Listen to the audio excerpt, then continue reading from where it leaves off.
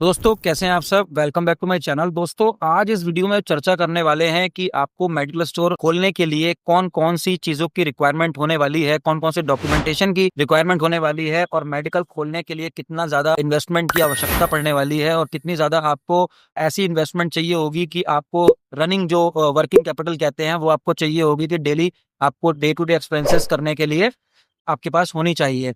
तो नमस्कार दोस्तों, आप देख रहे हैं गुरु मेडिकल वाला। दोस्तों इस वीडियो में मैं ए से लेकर जेड तक आपको रिक्वायरमेंट्स बताने वाला हूँ। क्या क्या आपको मेडिसिन इनिशियली रखनी पड़ेंगी, डिमांड के हिसाब से आप जो मेडिसिन रखेंगे वो बात की बात है, लेकिन एक मेडिकल सेटअप पूरा लगाने के लिए आपको किस किस मेडिसिन की जरूरत पड़ने वाली है, डिटेल में पूरी वीडियो बना रहा हूं। दोस्तों वीडियो एंड तक जरूर देखना, कोई भी पार्ट मिस नहीं होना चाहिए। दोस्तों अगर कैपिटल की बात करूं कि आपको इन्वेस्टमेंट कितना लगेगा, तो मैं आपको बता दूं कि इन्वेस्टमेंट की कोई सीमा नहीं है। आप 25,000 से भी बिजनेस स्टार्ट कर सकते हैं, 50,000 से भी और 1 लाख से भी आप बिजनेस स्टार्ट कर सकते हैं। डिपेंड करता है कि आप कितने बड़े एरिया को कैप्चर करना चाह रहे हैं, किस एरिया में किस लोकेशन पे आप मार्केट में मेडिकल स्टोर खोलना चाह रहे हैं। अगर आपका एरिया बहुत ही रश वाला एरिया है, काफी अच्छे लोकेशन पे आप खोलते हैं, तो मिनिमम इन्वेस्टमेंट आपकी 1 लाख रहने वाली है, क्योंकि आप बेसिक जो मेडिसिन होती हैं 1 लाख में तो वही मेडिसिन आ जाती हैं दोस्तों। बाकी जो जो आपकी डिमांड आती रहती है वो आप रिक्वायरमेंट मेंटेन करोगे। एक रिक्वायरमेंट नोटबुक आप अपने काउंटर पे रखोगे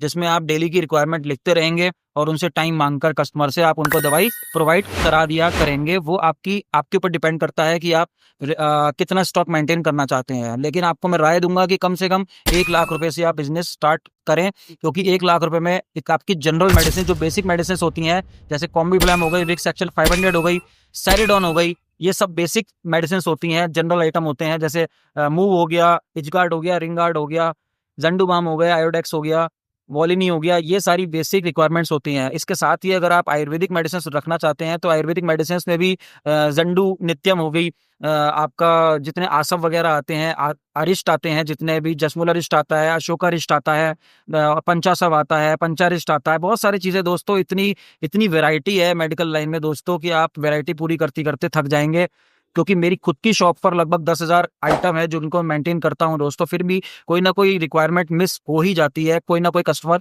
टूट ही जाता है जिसकी हम रिक्वायरमेंट फुलफिल नहीं कर पाते हैं दोस्तों। तो आयुर्वेदिक में बहुत अच्छी रेंज, बहुत बड़ी रेंज है। मैं कोशिश आप यही करना कि जैसे जैसे रिक्वायरमेंट आपके मार्केट की हो वैसे वैसे ही आप लेकर आना, लेकिन बेसिक जो मेडिसिन होती हैं वो तो हर एरिया में चलती हैं। उसमें कोई एरिया का हिसाब नहीं देखा जाता कि किस एरिया में कौन सी मेडिसिन चलती है। तो आप बेसिक मेडिसिन तो आप सारी की सारी ही लेकर रखना, अच्छी अच्छी क्वांटिटी में आप जरूर लेकर उसको मेंटेन करके रखना, क्योंकि मेडिकल स्टोर पे ये दवाइयाँ रनिंग आइटम होते हैं, जो रनिंग आइटम बहुत ही ज्यादा इजीली बिकते हैं दोस्तों, और अच्छी क्वांटिटी में लेकर रखना। अब मेडिकल स्टोर खुलने के बाद कंपटीशन फेस करना पड़ेगा आपको, आपको कस्टमर्स बनाने पड़ेंगे। तो उसके लिए मैं आपको राय दूंगा कि आप वेरी फर्स्ट डे से डिस्काउंट का साइन बोर्ड बनवा दें कि आप 10 से 15% तक डिस्काउंट दोस्तों रखेंगे, तभी वो कस्टमर को लालच आएगा और वो आपके पास आएगा। वेरी फर्स्ट डे से ही आपको डिस्काउंट ऑफर करना पड़ेगा, क्योंकि किसी का कोई लगा बंदा कस्टमर है वो आपके पास क्यों आएगा जब तक आप उसको कोई एक्स्ट्रा बेनिफिट नहीं देंगे। यानी डिस्काउंट के रूप में आप उसको बेनिफिट दे सकते हैं, होम डिलीवरी आप उसको दे सकते हैं, नो मैटर कि आपको पहले दिन से प्रॉफिट करना है, आप उसको कॉस्टिंग पर भी अगर देंगे तो वो आपका ही कस्टमर बन के रह जाएगा। तो कोई ना कोई आइटम वो आपके पास जरूर लेने आएगा जिसमें आप अच्छा अर्न कर सकते हैं। क्योंकि मेडिकल स्टोर में जो मार्जिन की बात करूं तो दोस्तों कोई सीमा नहीं है। 10% मार्जिन भी किसी मेडिसिन पर आता है और किसी किसी मेडिसिन में 20% आता है, किसी पे 30-40 तक भी आता है दोस्तों। तो डिपेंड आपके पड़ता है कि आप अपना मार्केट कैसे जमाते हैं, क्योंकि जो कस्टमर 10% वाली आपको मेडिसिन लेने आ रहा है और आपने उसमें कुछ नहीं कमाया, लेकिन आप उसको अगले दिन 20-30% वाला मार्जिन आइटम भी दे। तो दोस्तों आपको दवाइयाँ इजीली मिल जाए, आपको उसके लिए दवाइयों को बहुत ही ज्यादा सिस्टमेटिक तरीके से लगाना होगा। जैसे ए के लाइन है, उसके बाद ये आपको बी से स्टार्ट कर देनी है, फिर सी से स्टार्ट कर देनी है, तो आपको दवाइयाँ ढूंढने में आपको ज्यादा प्रॉब्लम नहीं होगी। ठीक है, जैसे ये डी से स्टार्ट हो गया, फिर उसके बाद फिर ई एफ, ये ऐसे ही करते हो आपके दुकान का, अपनी अपनी दुकान का टूर करा रहा हूँ। ये सामने आपको जनरल आइटम आप रख सकते हैं अपनी दुकान पर, कि कस्टमर को सामने जो रनिंग आइटम्स है वो आप सामने लगाइएगा डिस्प्ले में, ताकि कस्टमर को इजीली वो दिख जाए और कस्टमर आपसे डिमांड कर ले। ठीक है, तो ये ए से लेकर आप देख सकते हैं कि जेड तक मेरी ये दुकान पर मेडिसिन लगी हुई है। ठीक है, ये आप देख सकते हैं, पूरी दुकान का टूर करा रहा हूँ आपको मैं ये। ऐसे ही आई ड्रॉप्स का खाना आपको रखना है अलग, ताकि आपको इजीली मिल जाए। ये ट्यूब्स का सेक्शन है, ये क्रीम का सेक्शन है दोस्तों।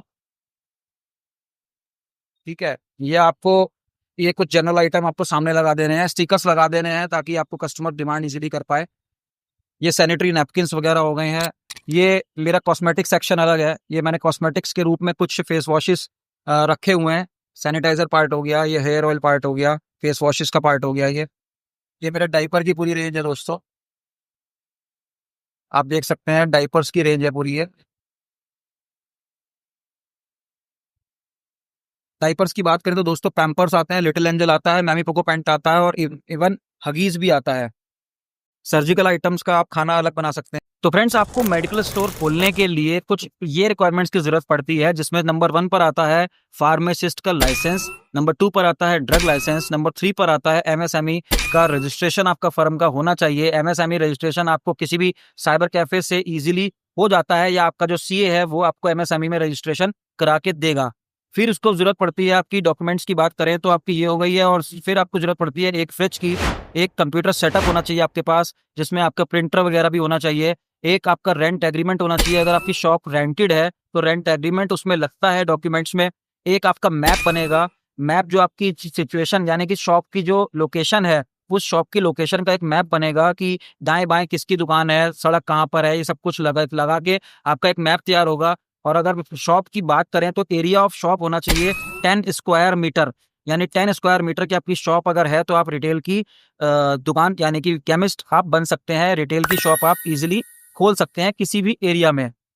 एक आपका जीएसटी सर्टिफिकेट बनेगा दोस्तों, ये भी बहुत ज़्यादा आजकल नेसेसरी हो गया है। तो दोस्तों उम्मीद करता हूँ आपको ये मेरा छोटा सा व्लॉग पसंद आया होगा, और कोई भी आपकी क्वेरी इसमें कोई भी मैंने नहीं छोड़ी है जिसका आंसर ना करा हो, स्टिल आपके मन में कोई भी ऐसा क्वेश्चन है, कोई भी ऐसा सवाल है कि आपको नहीं जवाब मिल पाया हो, तो प्लीज़ मेरे को कमेंट सेक्शन में ज़रूर पूछ लें मेडिकल से रिलेटेड।